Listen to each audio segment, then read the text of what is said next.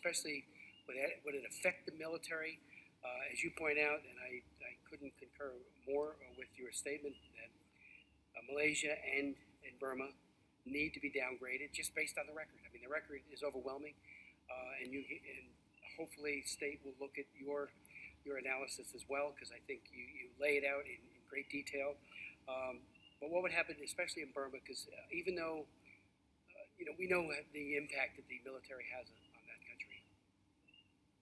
Yes, I think that if Burma or Myanmar is downgraded to Tier 3, this would send a very clear message to the military that it needs to shape up with regard to human trafficking, that forced labor is completely unacceptable, and that they have to do more.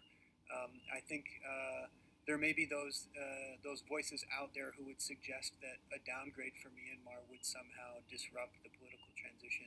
We would disagree with that notion. Myanmar's people have struggled very long and hard to ensure the forces of democracy move forward in the country. But apart from that, I think, as I mentioned before, the situation now has the optics of democracy, but there is a certain authoritarian system still at play in the country, and the military has ensured that the democracy that does take hold, that they have a very active role in that. So I guess in short, a downgrade for Myanmar would send a very clear message to the military that it needs to cooperate with the new NLD government to combat human trafficking, and we feel like that would be the wisest course of action. Last year's TIP report noted that the demobilization of some 376 child soldiers from the military.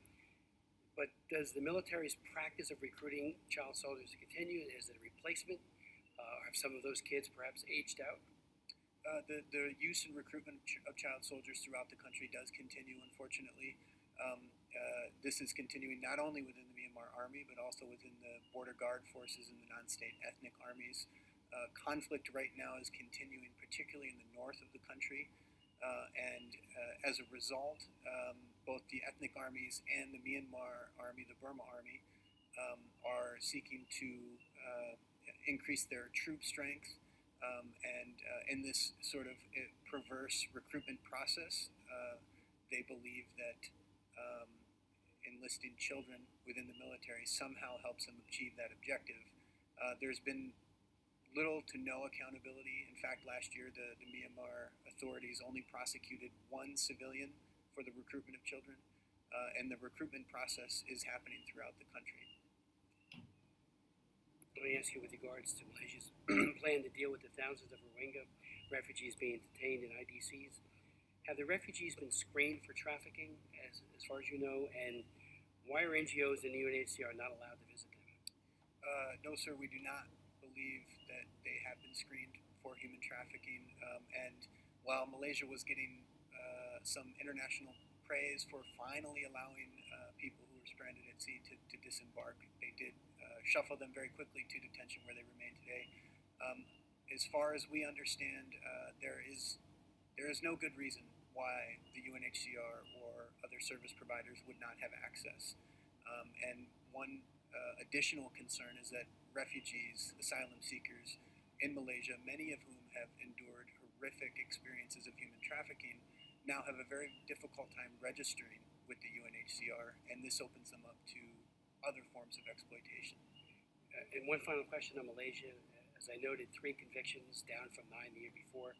And I would agree with Ambassador Legon, the other aspects of the TIP initiative, prevention, prosecution, and protection, are all extremely important, mutually reinforcing provisions of a coordinated strategy. But it is easier to obviously, if you're serious about law enforcement, you need to look at convictions, and it's only 3 for Malaysia. But my question, the State Department upgraded Malaysia last year in part for a trafficking victim pilot program.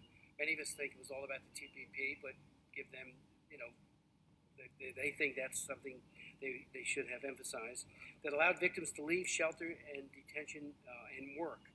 However, subsequent information has shown that exactly none of the 4 victims who were cleared to participate in that program were able to do so mostly because of the Malaysian government's failures. Are you aware of any victims free to leave detention and participate in a work pilot program? We are not aware that that is occurring in Malaysia at all. Thank you. I'd like to ask Ms. Zhou, if I could. The Chinese government